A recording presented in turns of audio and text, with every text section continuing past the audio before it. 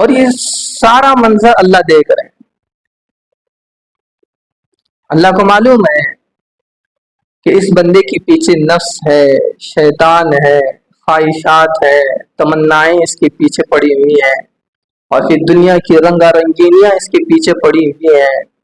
ایک tough time سے وہ گزر رہا ہے.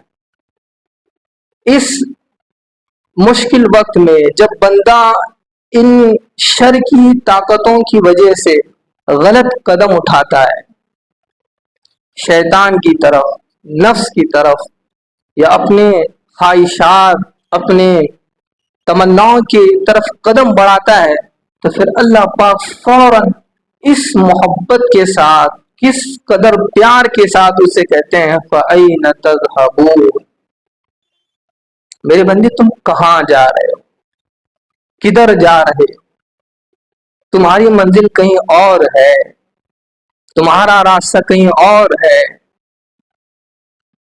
تمہارے خوابوں کی منزل کہیں اور ہے، تمہاری تمناؤں کی منزل اور اس کی انتہا کہیں اور ہے، تمہارا معبود، تمہارا مقصود کوئی اور ہے. فَأَيْنَ تَذْهَبُونَ، تم کہاں اور کدھر جا رہے؟ اس لیے کہ اللہ جانتے ہیں کہ بندہ ایک ٹف ٹائم سے گزر رہا ہے.